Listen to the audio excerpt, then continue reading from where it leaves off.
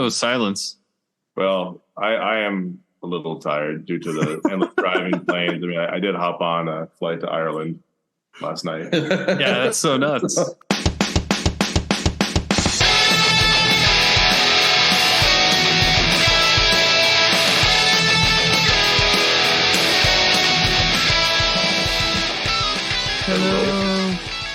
Hello. Less spicy than normal, but still adequate. Welcome to Always Strikes Last, Age of Sigmar podcast. Where we talk about Age of Sigmar, or Age of Mar. Age of Mar. That's a new one. There we go. As always, I'm Miles, and I'm joined by Matt and Jack. Jack is, of course, in the Irish studio today, which is exciting. Exactly. We keep trying for full celestial alignment, where all three bodies are in one place, but 2 out of 3 ain't bad. That's right. Following up with Nova to come out and visit Miles here, so we're making progress. We'll do one right of those now. when we get really popular. So, later this year, Yeah. we'll have to tour around and do live shows. That's a thing that real popular podcasts do. Yeah. But until then, I'm just all by myself. We should have a separate occasional segments for that, where it's just called Matt in the Woods. Yeah, just Matt in the Woods. We'll have a little cricket track in the back. It's just That sounds awesome. Mm-hmm. why do I keep playing bad armies? Brr. Because you love it, Matt, and that's really what this is all about. Yeah. That's really the joy. I have to say, guys, we haven't talked about this yet, as a podcast trio, but I was going to put it out there, and I think we can get an insta vote here for our listenership as well. Okay. Something we need to put on the assembling teams and podcast store for people to all enjoy is a pork roll T-shirt. That has to exist based on your army experiences on the last episode. Nice. Yep, getting pork rolled. Yep. It's going to be like a pork riding, like a Taylor ham pork roll, and it's going to have the right sort of text on there. So that sounds delightful. All right. That sounds great. So in other exciting news, Jack just got back from the second biggest tournament ever, right? Which is Nova. Is that right? Yeah. But it is the second, right? It's second biggest only to LVO, right? I think that's right, and it's definitely maybe a first this time, because I know James O'Brien, was sort of leading and organizing it, had put it into a kind of different format. I think it's the first one they've done, which was 3 full days. Everyone gets the opportunity to play, so it's 8 rounds. 8 rounds of Age of Sigmar. Is that good, or is it not as good? It's good in many ways. It is a bit challenging, I think, for the normal con cadence. Yeah. Because the way you would normally do it, right, is you go to a grand tournament where you've traveled somewhere, and if you're like me, getting in for just kind of the night before your big game, you will have your first day of games, and that's always exhausting, but people go do their thing. They push through to the last 2 games. Yep. And typically it's like a Saturday night. You're done by 5 or 6. Either you're high-fiving and commiserating somewhat, or you're a little maybe into your cups because you didn't do as well as you thought, or you're top 8, which is very rare, right? Maybe you have that chat around the next day. But for the most part, even if you've done very well, you can go relax, have a fun night out, maybe stay out too late at karaoke, do your thing, right, and then wake up and you have the Sunday time to get packed, to check out, to go ahead and check out all the vendors. To maybe see some people or do whatever before, you collect yourself for whatever's next. Maybe even have another night of socializing and fun stuff, which can be something a bit different as a palate cleanser. Well, not so when you have 8 games. The way they did it here is it was 3 games on Friday to start the first traditional GT portion, followed by 2 more games to finish the original GT block, which then kind of cemented your standing within the overall tournament. And then there was an opportunity for people to either keep on, where they would enter into a pod of 8 and play their final 3 games like a mini RTT, just to figure out where the placings were going to line up with that group of 8. Okay. But people could, a pod of 8 go on to. Yes. Yeah. Like orcas? Yeah. Yes, like orcas. Yes. Like orcas. Yeah. It's Orca Hammer. But so it was a GT followed by whatever that is, 20 RTTs running simultaneously. Exactly. And the win or lose within your pod, like you're not going to go lower than the 8 you're in. You're not going to go higher than the 8 you're in. You're going to basically be fighting for like maybe a mini prize because you've won your pod, but also the practice and the fun of getting to enjoy Warhammer with some cool new people. Yeah. And that's so really interesting. Yeah. So very cool in that way. And I don't know bird to lead for everybody, but I think it's great to have that and to have a lot of Warhammer. You're going to go for Warhammer days. But it does strain you a bit. You're like, oh, it sounds like an absolute brain melter. Yeah. Yeah. Because got to Saturday night and I was in a great place mentally, where the GT would traditionally gone. I, of course, kept playing. And so I had another game. Awesome game. We'll get to later. But that meant that I was getting down on Saturday like 8 or whatever it was. And then, by the time I got back from dinner and some drinks, I just wasn't going to go push it the same way I would have if it was a Saturday, nothing on Sunday kind of scenario. Sure. So I had 2 more games. But yeah, it's very interesting in that way because you get a lot more Warhammer in than otherwise you might. That's an absolute endurance. Yeah. Like we did so at Worlds it was 6 games over 3 days, so only 2 games a day. And my last one I was like barely speaking intelligible English. Yeah, it gets to that level, especially near the end of them. You're kind of like, ooh, just trying to string the words together and make sure you don't mess up your rules. And do yeah, the dwarf with the thing. The guy at the hand cannon shoots him. The one that moved to the left 2 turns ago. That one. Yeah. Oh yeah. And it might be noted that there were some individuals who really punished themselves in this, and they deserve full credit. Both the groups of folks who went in on Thursday and did like the optional RTT before the big grand tournament. There was an optional doubles as well. I saw. Yeah. So some folks were having 11 games, and there were sort of a select cut of folks from around the country who gotten invited to do an invitational, which I believe was premised on having fairly recently won like a GT or something notable and got like a 5-0. It was all people whose names I kind of recognized. The kind of folks get read off on like, the stats podcasts. Gotcha. And they were, all like this good. one. This is we're a stats podcast. Like a stats derivative. Yeah. We cannot claim any credit for that. Yeah. Tune in tomorrow for more stats. And let me tell you. All of always us here have the ability last. to regurgitate that with confidence. Exactly. But yeah, no, those guys and ladies were there playing, and they had to have their 3-game invitational followed by the GT. They did get and this is also sort of interesting, a 1-game break where because they played in the invitational and they just had the 3 games. Yeah, everyone who did that, who was going to play in the grand tournament, which was pretty much everybody from my understanding, did not have to play the first round. They got an auto win first round max points. It looked like was it max points? It looked like it was only 19. 19 so might be close to max points. I thought the differential was at 20, but yeah, it could be the 19's like the physically achievable max points. Okay, fair enough. Yeah, I had one game that got me a 19, and that was, I think so that does track. Okay, because that was nothing could have gone better. Okay, nice. All right. So I guess to bring you guys through my version of the hero's journey, because we were talking about that, there we go, and the Nova Quest for 8008, something in between, but at least 8 friends. Successful in the last part, at least, I think. Nice. I started this off my own kind of version of Iron Man. And, as the podcast listenership knows, I have a selective amount of time to go to tournaments, especially traveling tournaments, but I like to get out to them.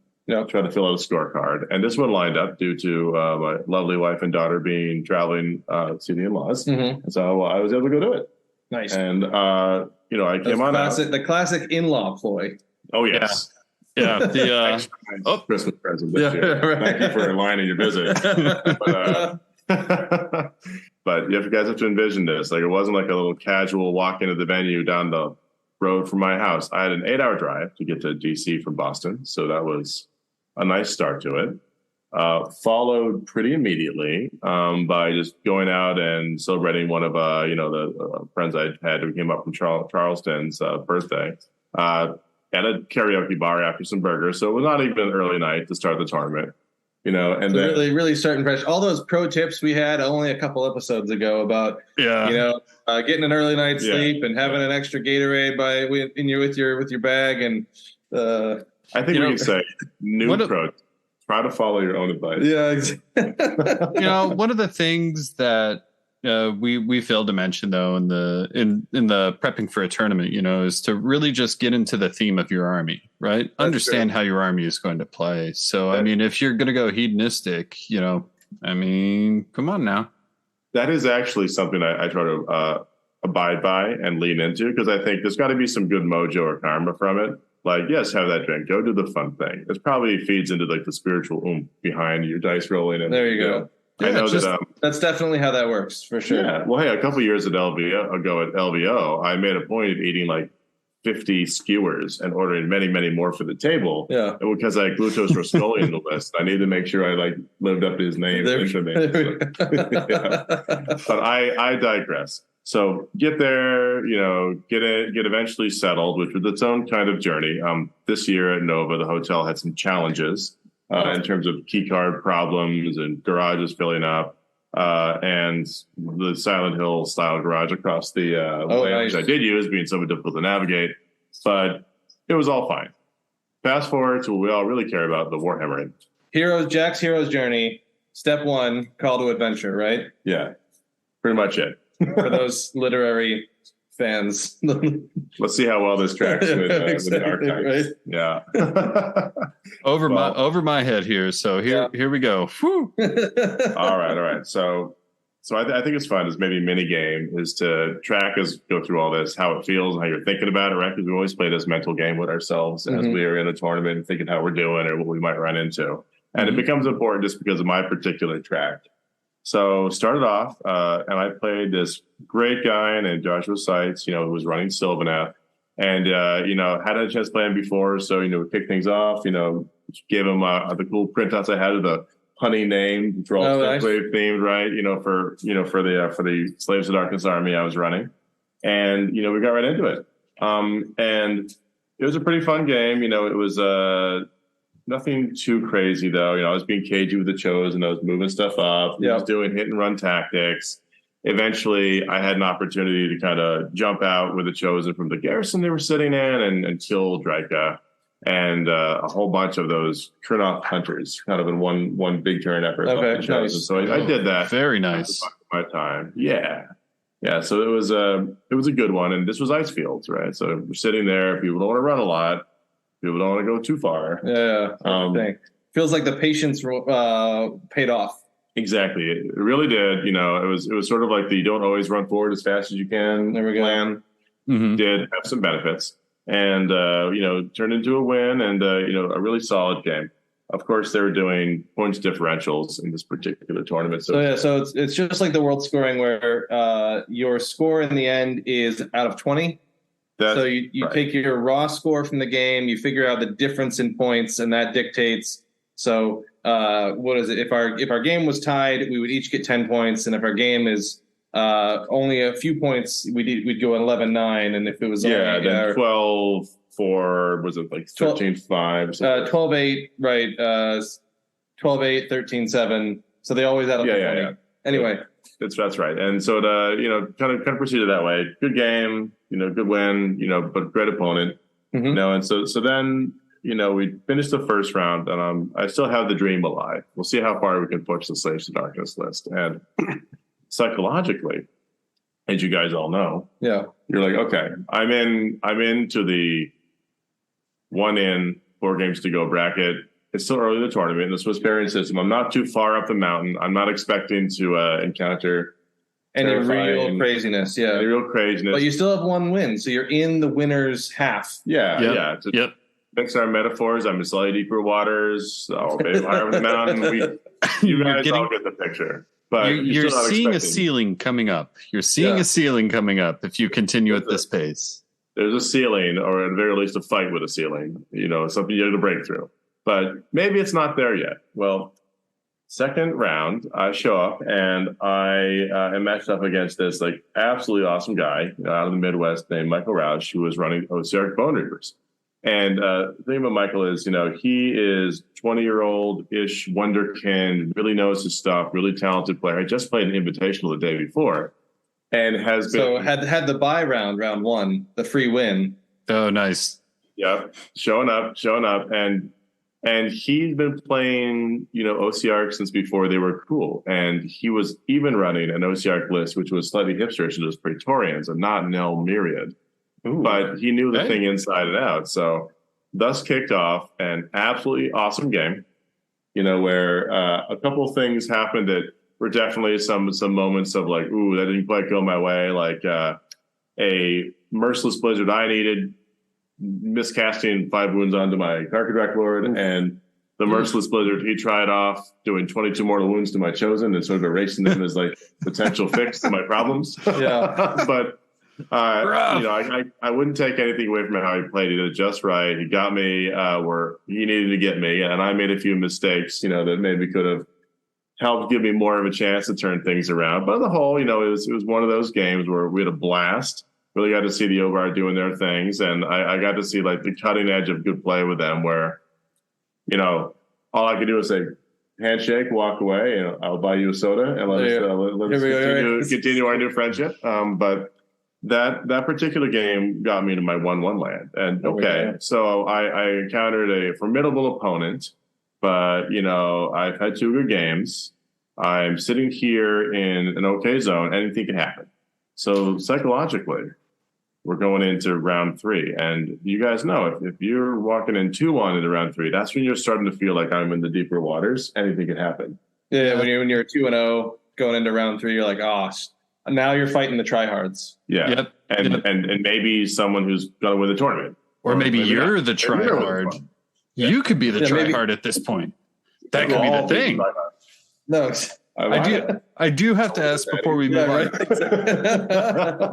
Did the OBR player have the zombie detachment, or not detachment? The what are they called now? The Regiment of Renown. Regiment of Renown. That seems to be going around with OBR right now.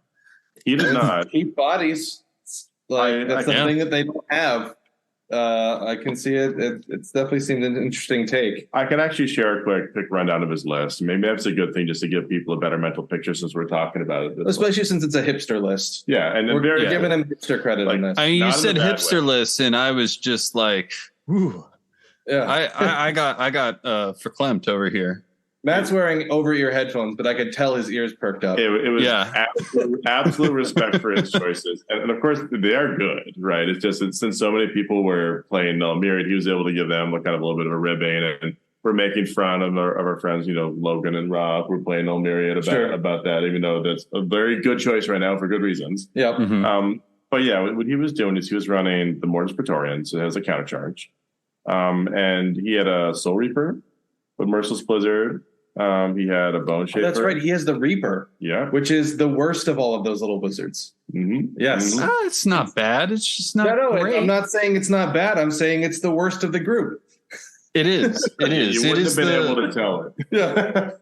So beyond that, he's got a regular Mortis and Bone Shaper with the Artisan's Key. So lots of things coming back if bad things happen. Yep. Arcavalos Xanthos. Ooh. A little known figure in the lands of the OCRs, Archon to something. He was there. Then battle line, 4 units of Cavalos Death Riders, and then a 6-man block of Immortus Guard. So obviously Immortus Guard, obviously a lot of good screens and shenanigans and counter charges and potential mortal wounds from Death Riders, and Archon doing the Archon thing.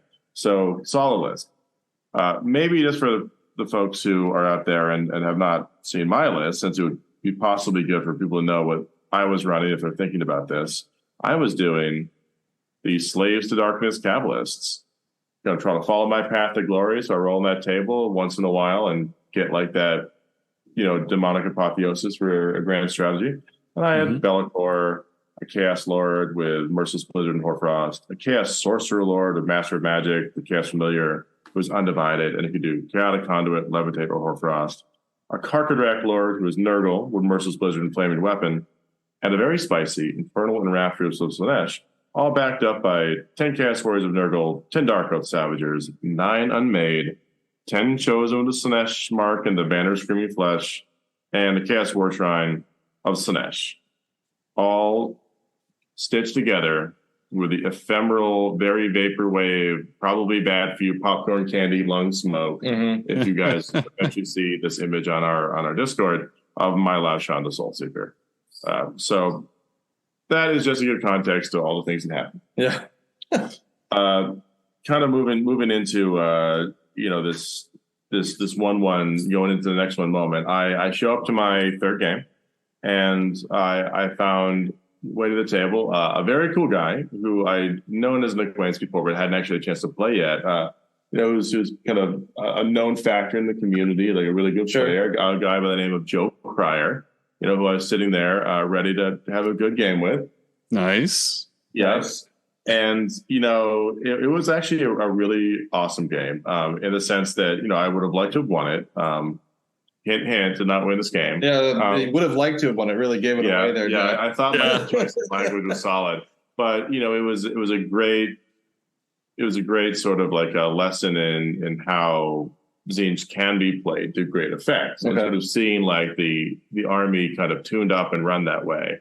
And so, in the couple times I've played Tzeentch before, I had good games, really cool back and forth, but I hadn't seen some of the tricks that were pulled, and that was really kind of fun. Probably the highlight was he was making really great use of all of the shenanigans that can come off of the Burning Sigil of Tzeentch. Okay. Oh, yeah. You're getting a bunch of rerolls and yeah. And we were laughing about it. Like I was sort of tripping myself up phenomenally. Like, sort of like first scene where I couldn't go do that because he could spawn me and stop me from doing something important and avoiding it. Then forgetting later that I couldn't let something get within like that 9 inches and then have it get tagged, create a spawn, and frustrate that same unit that I was protecting or things like that. But for the most part, that was a good learning experience. Still kind of powered through it. Ended up with a reasonably close score. I think it was like 30-20 at the end of the day. But despite having taken a bird's head, thank you, what's his face, Kairos, the Fate Weaver. Okay, nice. And done a lot of stuff. I mean, all of the gum up works it has made it a little bit too late. Where we were doing the wizards get more points, killing wizards get 2 points. 2 objectives on at a time. Scenario is definitely handily his, and shook our hands, and called it for a great game, and then we're off to the races. So there we are, end of day one, and I am. 1-2, so not covering myself in glory, but having a good time as it is. Mm-hmm. And we sail into day 2. At this point, I'm sitting there, and I don't know exactly what to expect, but just gonna have a good time as we want to do. And I roll up to the table, and I meet this awesome dude named Blaine Woodward, who was playing Ogres, but not just any Ogres, full on. Riding the big guys, like mostly monster truck type. Yeah, all BCR all the way. Oh, and it was a fun list because it was like, Boulderhead, it was Huskard and Thunder Tusk, Huskard and Stonehorn, then like Stonehorn Beast Rider, Stonehorn Beast Rider, Stonehorn Beast Rider, Thunder Tusk Beast Rider. So there's a lot of vultures there to just eliminate any characters that can see. Squishy little 5-wound sorcerer lords who I don't know, completely necessary for your grand strategy. Yeah, kind of have to hide them behind things. So they'll take those right out. They will take them right out. and this list will get you real good if you're not careful. And he was playing it really well. Like he was smart movement, good player, and I was a little afraid of it. So I felt very proud of myself that I once again followed the strategy of do not rush out there and alpha into a bad situation because children are good at that once. Make sure you have a more restrained and probable path to things not going wrong. So I kind of castled up, and it was almost like this really funny moment of like, hold, like waiting to see the whites of their eyes, on the big stone horns and things, or maybe the frost wreath ball or whatever would be coming up from point blank range. Right. But it was having all the stuff which was there as a screen is getting completely demolished and eliminated, including, a Chaos Lord and his warrior retinue who couldn't just quite get away. But then it opened up the Counter-Strike. And then in one turn, the Chosen came in with the buffs I'd been waiting and preparing to cast on them to eliminate 2 Stonehorns and a Thunder Tusk card in one round. Nice. Oh, my goodness. Yeah. And that was, some tricky stuff, like kill two of them, you can kill them because one was wounded and the other wasn't, but I had the buffs up, and then do the pilot and finish off the other. So all of a sudden the set pieces on the board are just a little bit more manageable. And I play Andrew Hare quite a bit out here, and he's actually, my first game with him was against Monster Trucks. He's been playing them dedicated for a long time, and there is nothing more hilarious seeing like a bunch of those monsters go in one turn, because not hilarious. It's so demoralizing for a BCR player to like pick up more than one monster a turn. Oh yeah, it's interesting. It's very interesting. So I'm sure the look on their face was just like, oh, chosen. Oh yeah, they can fight twice. Oh, now that one's gone. That must have been very. I'm trying to find a Slaneshi word for titillating. I'm going to go with titillating. Titillating, yeah, it was. It was funny because we were kind of looking at each other, and I think we were both like very impressed by their output and how stratospheric that had been. And to their credit, I had like buffed them in all the ways to try to make it very unlikely something would go statistically wrong. They had demonic power. They had like a couple points of rend or whatever, and they were going in there under the right pretenses. And of course, charging with the bonus attacks from the banner. But I was still kind of sweating a little bit because I kind of mathed it out. So I should have been safe to kill the two on the first activation. But I was very worried that I wouldn't. And it's because of all the 5-up feel no pains and all that. It's going to be left alive and like munch like 6 chosen between them or good luck. And each of them died by like within a wound or two, like after all the saves. So I'm like, well, this went correctly, but it could have gone incorrectly. I'm glad I didn't get bad luck in this one. So, we went through it. We had a good time. He played really cagely with the rest of it. I was trying to do the same thing to make sure I picked up all my battle tactics, got through everything, got where I needed to go. And luckily I ended up, getting the win. Not a particularly wide margin, but his monster trucks that were remaining, I think he ended up had 2 at that point because I killed one more. Couldn't quite come back from it. Yeah. Okay. I was able to do the thing. So there was a win, and we went and had our glass of wine and beer, and called it a good start to day 2. And then I came back after that for the final round. Now at this point, guys, psychologically I'm 2-2. Fun times in the tournament. This is what, crossing the threshold? Is this in the hero's journey? I'm not fully counting the steps, but we're getting along. Some literati out there is going to be very. I'm sure I missed like 5 or 6 at this point. Yeah. Well, this is hero's journey riddle. They can let us know in the comments. They can provide us with the correct ruling for the next time. Yeah. Any listener, if you want this to be properly critiqued in terms of the hero's journey, please spread our podcast link assiduously in literary circles. Make sure someone takes up the torch. But I roll up again, to the table, and this is the end of the grand tournament, right? After this one, we just conceded their 8 pods, so it's the opportunity for a 2-3 or a 3-2, and of course you always want to at least kind of win more than you lose for the the tournament. So I was hoping for a good end. Not always going to eat. Low dice are always in the way. Yep. But I show up and I see a familiar face, or at least someone who I'd never really had the pleasure to really meet properly at that point, but I'd seen kind of pop up sometimes on the Stats podcast of someone who one dancer was good there, and I knew was like a really talented player who was a member of the tough crowd. And I had the chance to meet and play and make friends with, and on my path to, 8 friends, 8 games, none other than Basil and Ferreira. So you had some interesting opponents there, buddy. Yeah, I mean it was such an interesting path. They given like it was a who's who of who's kicking Jack's ass in this. Yeah, pretty much. And it was just like such a strange wow. I didn't expect us to have this 2-2 fight off right here, but cool. Yeah, this is where we are. That's okay. Here we are. Here we are. We're doing it. So I showed up, and Basil had a Seraphon list, and he had a Seraphon list which was kind of scary. Like right at the get-go. It was, I can just kind of give you guys like the mental picture. He had Lord Croak. He had, a Skink Starseer, another Skink Starseer, some of these things with blizzards, of course, wading in the wings, a Lost-Land Starmaster. And then he had an Incarnate. Backed up. So he had 5 guys in 5 frogs in chairs. Yeah, 5 frogs in chairs. I guess the Skink Starmaster, but there are 5 chairs anyway. Yeah, 5 chairs. 5 chairs, 4 frogs. Wait, yeah, and incarnate. 4 frogs. Yeah. And then he had between everything else, probably enough skinks and source guards to carry the chairs if the internal mechanisms broke down like a long jungle journey. It was like, 2 units of 10 skinks and 5 source guards. But of course, that's the kind of thing where if it gets going, there's going to be a lot more coming on.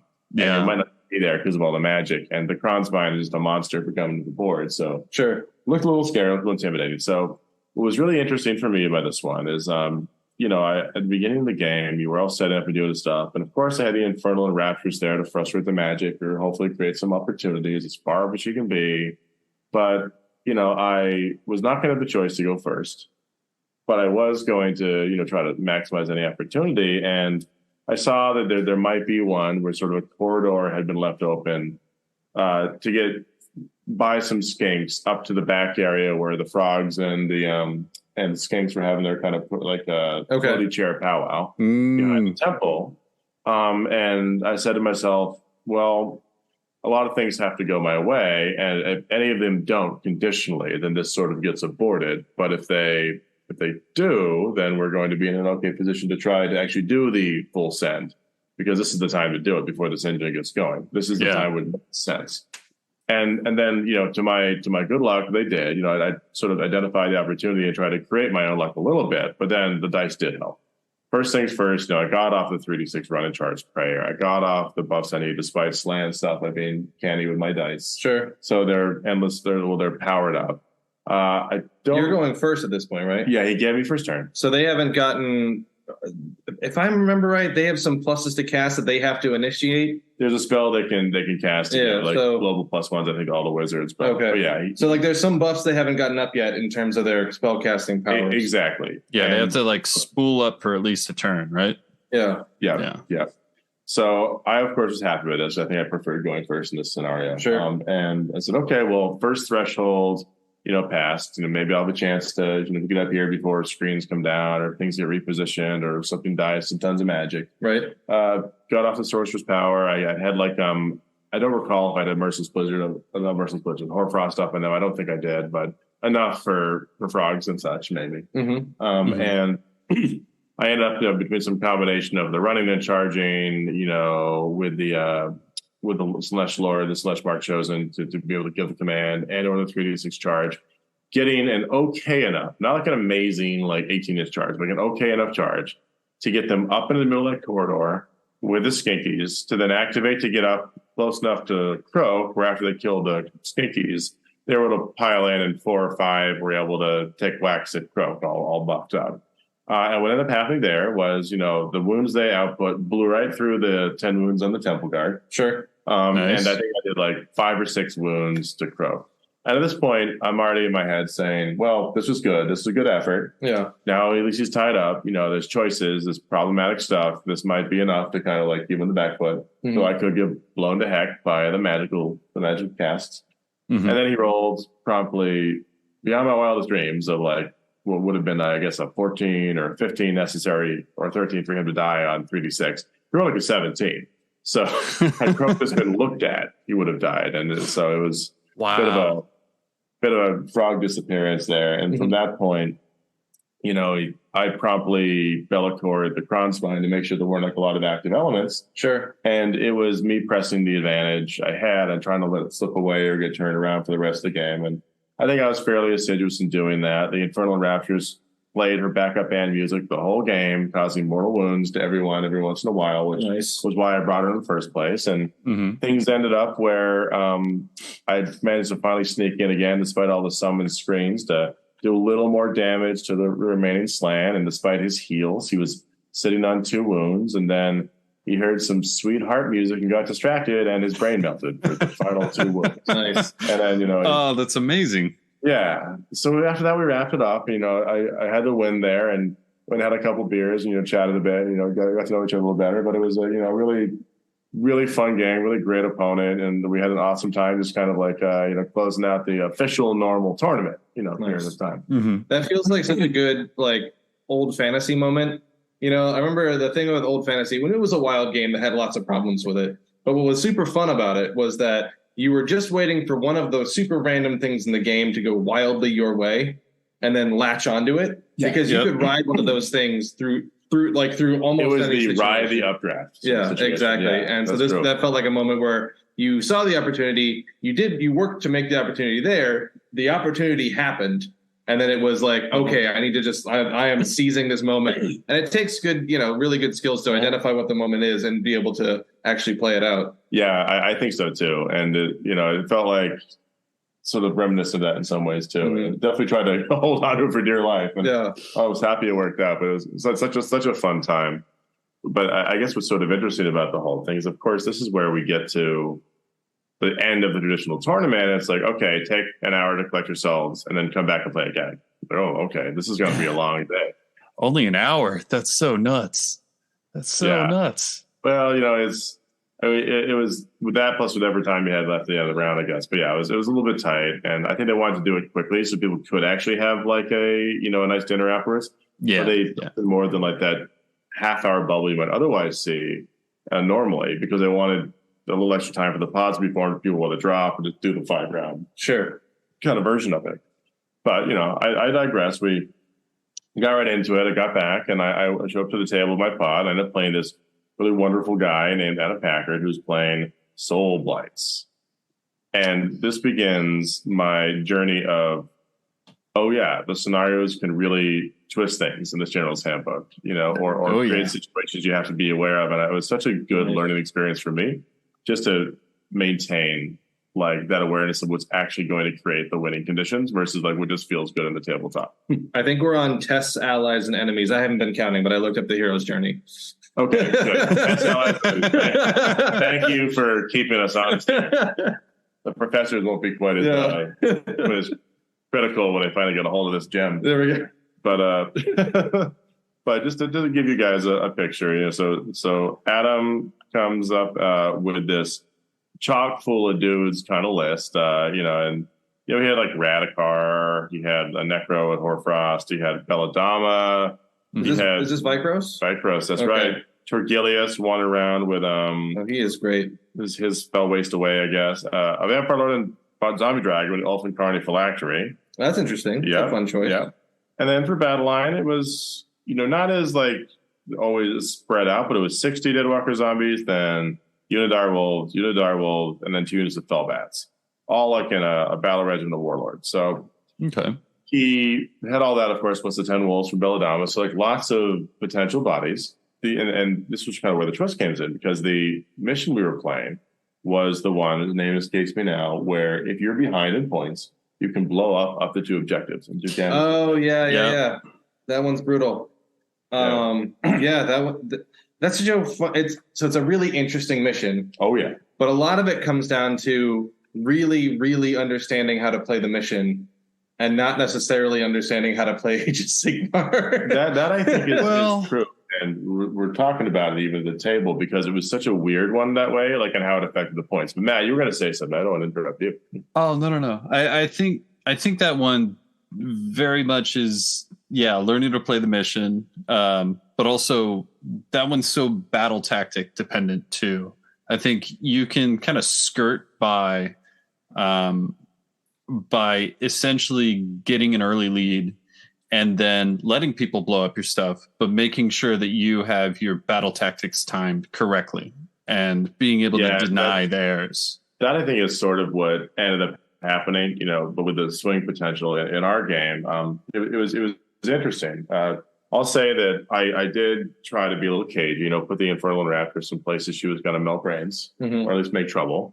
And be defensive in case they got rushed up on or whatever. Sure. But Adam had taken the first turn, and then he got things in such a place where in the second turn, he had 5 points. End of first turn, he had 5 points. And I looked at this and I thought I was being clever, or maybe it was. And I said, well, if I get 4 points, I give up a point, but I can blow up the 2 main objectives this whole horde is sitting on. It's going to make them spread out or create more opportunities. This might be the move. So I plan to do that, to be 1 point under at the end of the turn. Sure. But I did have the opportunity to kind of get the Chosen up to tag the end of the zombie horde, which was 60 strong, and maybe not kill it, but get it down to like 15 or something or 10, so that it was very manageable and not like a huge body threat. and maybe if it was going to come back later, maybe not come back immediately. And depending on how he pulled them away, like he was trying to do mortal wounds, I might have the opportunity to go in and kill the zombie lord and the zombie dragon with a double activation. So long story short, I did that. Took a bit of a riskier play on the zombie dragon for funds. Sure. Still worked out. I got the zombie dragon. And, was sitting there like with this great position. Of course, now I'm ahead in points. Not going into 2, but going into 3 for sure. Mm-hmm. So at this point, the table gets flipped, the script gets flipped. We've had some good gum in the middle, sit on things, kind of situations. I think I'd ended up at like 10 points at this point, and he then probably blows up the objectives that I was sitting on. They're deep in my territory that you were just never going to capture. So now there's just wing objectives, right? If I remember this map right. Yeah, it's like there was a 2 in the middle, like kind of like on the 4 across or whatever, and there's really just like wing objectives too. And one of them I kind of had a solid foothold on, but a lot of dogs would still outbody me. Yeah. Another one was so deep in this territory, it was just covered in dogs. Well, ended up happening with another round, and because of the points difference at that point, because I had kind of gotten something to the lead, he was able to blow up the one objective I was contesting. So then for 4 and 5, there was one objective completely covered by dogs. So is it allowing him to kind of make up the points gap and kind of get really close, to the point where going into the final round, I think we were tied, and it was like we roll off and see who's going to be able to, actually get the objective and choose to keep it on or keep it out. We totally forgot, but you want to roll off. We figured it out later anyway. Okay, so it wouldn't matter. And he just had like points bunker, and I had like 80% of the fields. Almost everything is dead. No way to get into like double layered dogs with more stuff coming back with people on foot. Where my sorcerer had prudently run away, even though he had levitate, to go keep trying to cast a conduit interruption to try to get the grand strategy for the chaos guys. Yeah.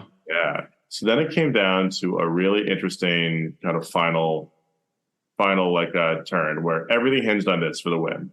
Where despite like the overwhelming chaos forces, a dead Radikar from a blizzard, all this stuff, we had him sitting there needing to get his grand strat, where he just had to bring back that 3rd unit that had died. That's another fail bats. Yeah. It's like he needed to roll a 4 up or a 3 up in the final roll, on his turn. Sure. Didn't get the 4 up. Rolled the 3 and the 3 up. Got his grand strat, plus 3 points. That's why you bring Torgilius, because he just brings them back. There's no rolling. Oh, you mean Gorslav. That's right. I can't keep any of those guys straight. Yeah, I mean, they're a who's who. The guy who brings his own shovel. Yeah, the guy with things. Yeah. The guy with the door for a face. The guy that looks like he fell out of a Guillermo del Toro movie. Most unique. That's like that could be any of them. Yeah. Yeah. Yeah. Well, yeah, you got me there.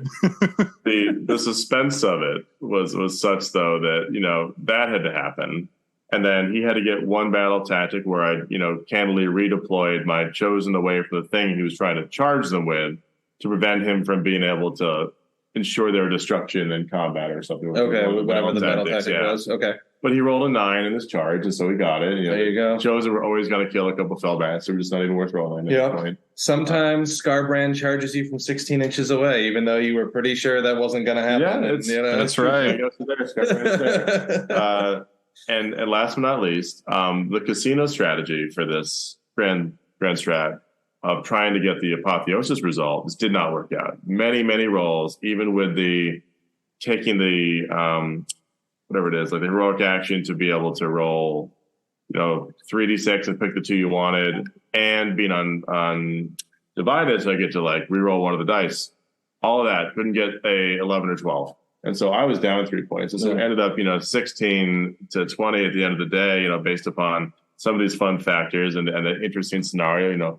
Had an awesome time, grabbed a beer, shook hands, of course, called it for the night. But sure, it was a very interesting experience. It was such a weird scenario, and if you haven't gotten used to it, vagaries, it can really create some situations where you really need that tactic or that strategy to make the difference. Right. Yeah, I do love the chaos of that mission. It's so good. Well, it's the only mission that I found that'll make me consider purposefully dropping a battle tactic. Yeah, absolutely. Right. Because I want to make sure I'm 1 point under, and I do want to have objectives for later. Like yeah. And it's I almost find it super helpful for like for some of the books that just don't have the easy battle tactics anymore. That mission was an easy one for me at ECO. With the Bone Splitters, because I mean their tactics, we've got essentially one that works, right? Yeah. And after you that, take the one orc sub faction that doesn't actually have any battle tactics. Yeah, pretty much. Yeah. That mission is so interesting because of the amount of just play you can place on your opponent with like, am I going to blow those up? How far do I want to think forward on, do I want to have an early loss, like, or early lead so they can blow something up because, my army just wants to be in your face, right? Like BCR, sure. I could imagine it's like, okay, yeah, let them blow up my objectives. I'm already going to be up in their face anyways. It's very cool. That with the KO. It's like, yeah, cool. My home objectives are gone. Yeah, whatever. Yeah, it's 100% true. Well, we continued on the journey, guys. We had our next game the next morning, and it was against this really cool dude named Brendan Aston, who was playing Nighthawk Emerald Host with a big old Nagash in there. Big Bone Daddy himself. Nice. Who actually, I should say, runs a very cool old world lore podcast, or I should say podcast / YouTube channel called At World's Edge.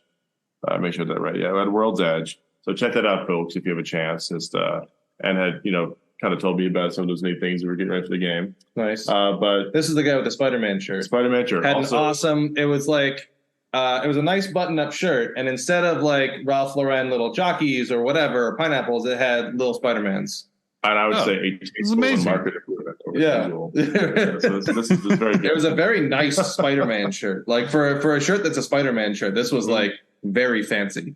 So it was cream of the crop. Pop the collar. Walk around. This is about. I think this is about as serious dressed up as I think you can get while still wearing a Spider-Man shirt. It's pretty true. Well, fancy. We had a solid business casual Spider-Man. Well, we had a good game, a fun game. You really enjoyed kind of set up, meet each other, get things going. But it was a relatively quick one because we're doing that mission where the wizards blow up and you can do some damage to each other. It's risk and reward, no reward without risk, or something like that. I think that's what they call it. There we go. And I just call it Wizard Go Boom. Yeah, Wizard Go Boom. Yeah. And I think I might have actually had the option to choose to go first in this one, if I'm remembering correctly, or maybe not. But somehow or another, I was able to, get going and actually deploy all of my stuff, and I chosen in such a way that it was pretty likely that if I got first turn, I'd be able to go get Nagash because he was riding the line. Okay, he was up front. Yeah, or up front without a screen, in such a place I could get him. Yeah.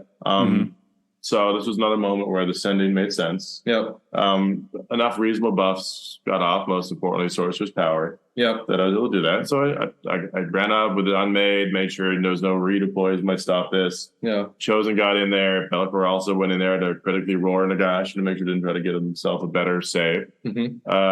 Round of combat later, Nagash was destroyed, and I was, doing some activations just to kill some of the other Nighthawk pieces to make sure there's less on the board. Yep. We played a little bit more, but then we sort of called it, relatively quickly because it had such a decisive moment when Nagash gets killed. Sure. Yeah. That's the army gone. Yeah, and of course there's all sorts of stuff that can happen there, but I already moved a lot of other pieces into positions to try to do the things I needed to do. So, we end up, getting things to the end point and then moving on to having some breakfast and kind of catching up. Nice little brunch. Podcast. Yeah. Nice. Yeah. So it was, great guy, great opponent, definitely a cool personality, just and a fun time. But yeah, a relatively quick one. Nagash 900 points is such a target. Oh yeah. Yeah. How do I kill that thing? Yeah, that's big. That guy's floating. Notably, he has the coolest Nagash because Nagash's cloak is painted quite well, like a Maryland flag. Oh, wow. That's kind of nice. A feel. It's really neat. That was wild. Yeah, so check that out if you ever chance to see it. I think he plays around Maryland. So okay, nice. As a Marylander, I fully support this.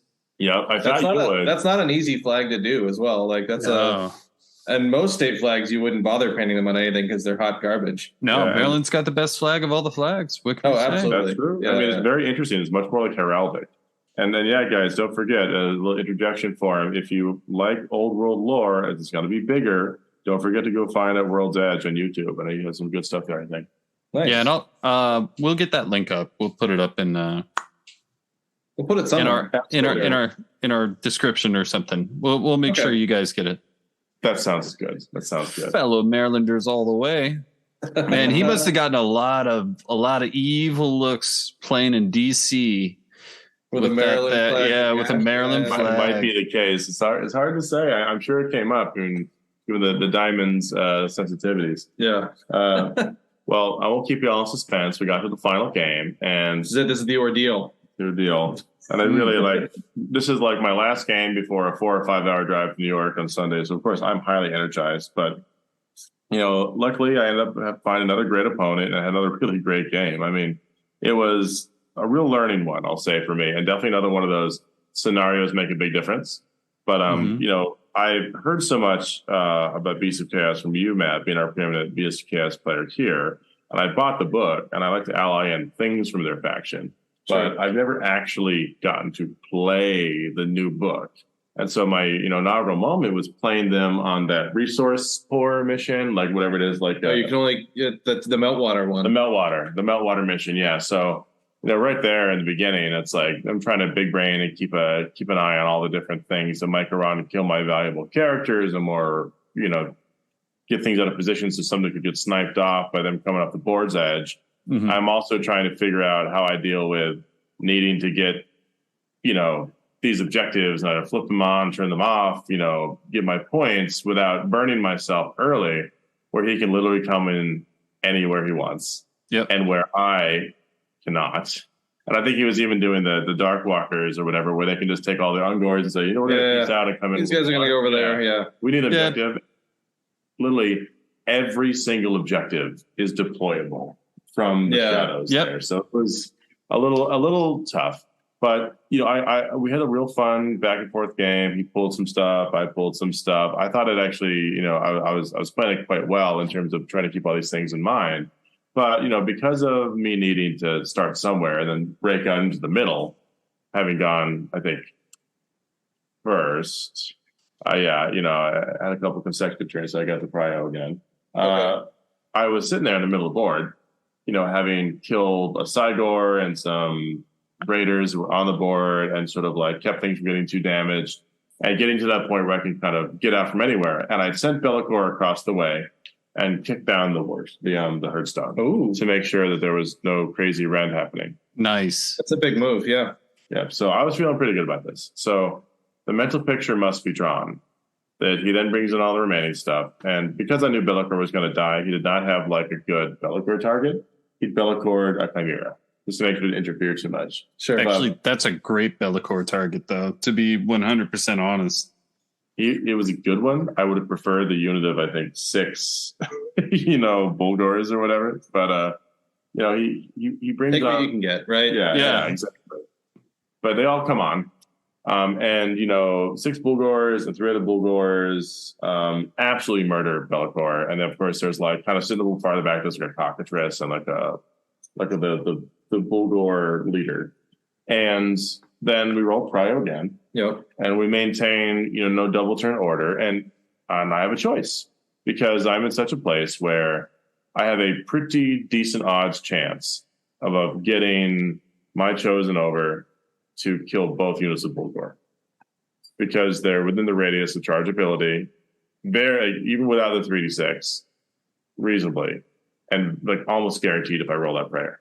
Mm-hmm. And I can do it without triggering a redeploy, most likely, or without many shenanigans. And if I do it, I won't get cockatriced. I'll just build this die. Especially the Doom Bull was still alive. He was still alive, but his position was such that if I charged both of the units at once, nothing was going to get the charge except for maybe him. Okay. Maybe. It'd be farther away because I'd be standing out of cockatrice radius, of course, and all this stuff too. So I wasn't as worried with it. I could take his hits alone. And still have more enough damage output if I have like Sorcerer's Power, or maybe even not if they only have a 5-up save, right? So I'm saying, okay, this is worth doing. Okay. So I make that choice. Now, first thing goes wrong. Don't get the 3d6 run prayer or charge prayer. And then I have to do all the other stuff. So I do set it up so I don't trigger a redeploy because the Unmated were slightly out of position. It didn't get their fast run. And, I kind of got as far as I could go with running my Slanesh Chaos Lord so that the Chosen could run up and still have their best charge. But there was no way I was going to be able to do this without doing all that stuff together. So keep in mind, I don't get a reroll charge at this point. Okay. The Sorcerer's Power, their Mystic Shield, they are buffed up in case things go wrong. They can maybe survive the clapback and do well. But I roll a 6. And it's 6 + 2 because I didn't get the extra +1 on the thing. So we are unfortunately not going to the combat when I need the 9. Dead in the water. Dead in the water, staring swinging down in the wind. A lot of nasty stuff. And, at that point, it became a real fight for survival because I was still feeling okay about it due to the fact he had to deal with the Chosen. They were buffed up and very defensive. Sure. But, made a couple small misplays. I forget to grab my extra command point, which had become material. But long story short, he came in and he did like a boatload of mortal wounds to the Chosen based on like the 6s and stuff like that and the horns. Yep. And then, that was going to be maybe reducing them down a little bit. But I then Space Marine saved everything. I didn't have the command point I needed to because I tried to redeploy to prevent the whole thing to make them all up defense. They were on 3-ups, and I just failed a bunch of those saves. And so I ended up having to roll something like, with 9 guys left, 27 6-up mortal wound protection saves. Okay. Oh, jeez. Yeah, and I got like 3. So, one more out of 2. But what it was. Yeah, it was what it was. And so from that point, I was still playing Cage and trying to make it happen, but it was really back foot and unlikely to be able to turn it around because there was just too much in the way of like all the objectives I needed to be on were over here, and I had to get through this first. I did, kill the big unit of Bullgore, a Blizzard. I did finish them off. I did, kind of do damage and kill the Chimera and get some stuff going. But that plus not even getting my grand strat again with all the rolls. Yeah. That's so irritating. I wasn't going to be able to seal the deal, but really turned at kind of our pivotal moments, those turns, some of those interesting things that happened then, between the two of them. Now, again, great opponent, great guy, really gave me an awesome experience with like what Beasts of Chaos can do. And it felt right. It felt like there are scary things in the woods, and I don't know where they're going to come out, and they're popping in and popping out. Like they're doing the Beast Man thing. So just had a great one and a good end to the day.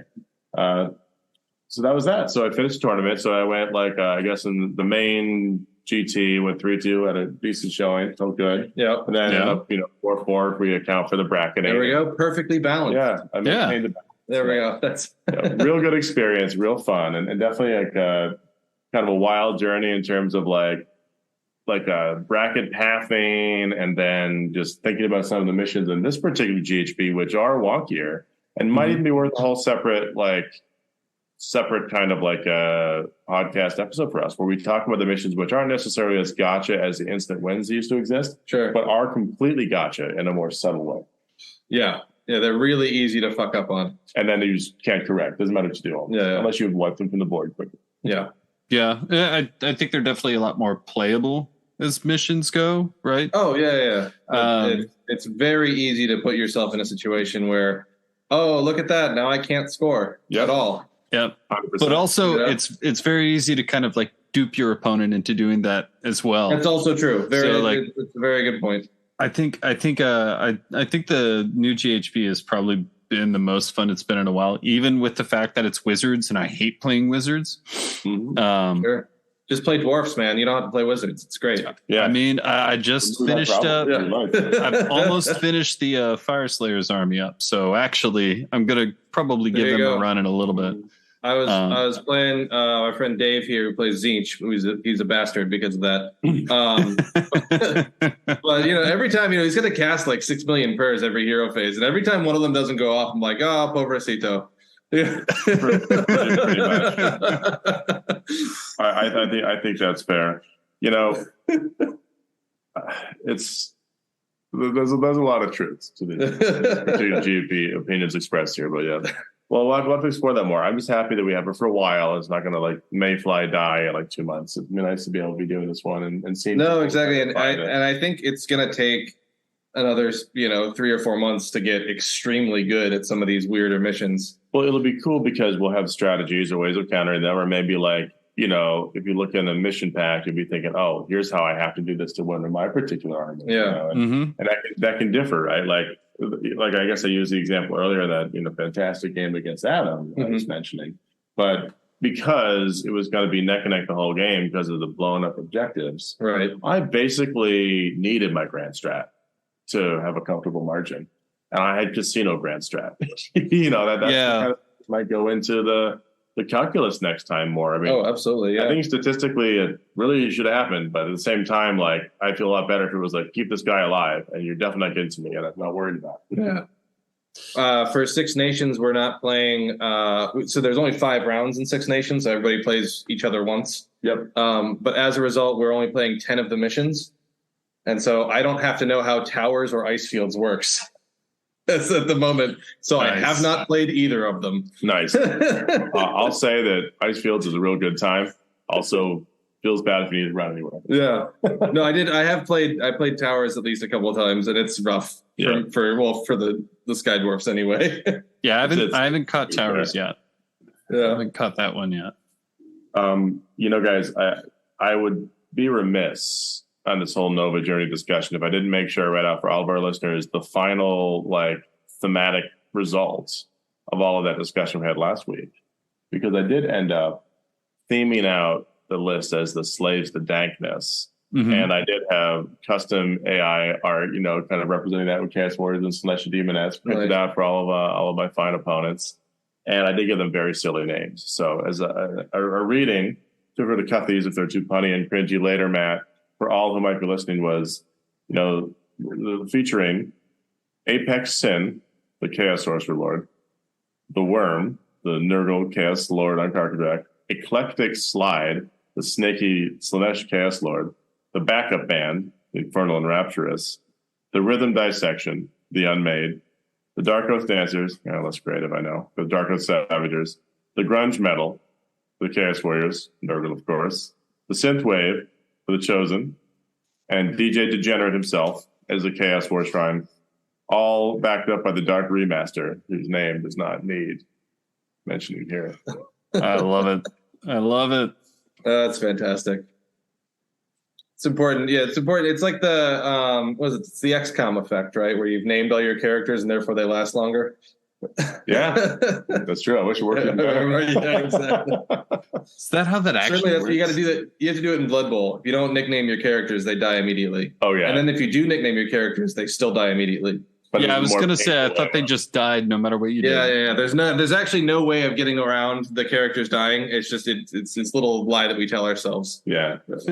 Blood Bowl is like the best training though for gut wrenching moments. I remember I had a beloved Bull Centaur on a Chaos Work team once who just went for a run. Like their ability is they can do like their go for it and roll like. Sure, yeah, they can do the 3 go for it. Yeah, and I think whatever, that's good. I might be able to reroll one of the dice and go and be good at it. And he just fell down and died. No fun for you, essentially. Yeah. Nice. Here's the dice. That's what they say. Yeah. Oh man. Well, Jack, thank you so much for taking us on this epic journey through Nova. It sounded like it was a fantastic time. It sure was. Great times, great to catch up and see old friends, and then people don't get a chance to hang out as often, and to get a whole bunch of Warhammer in, and like, subscribe, share with your friends if you dig it, and reach out. We'll get you on the Discord and make sure that you're able to. Yeah, we got to figure out how to do that. Yeah, catch up with us more easily. Did we lose Matt? I got the last word. Nice. Every time.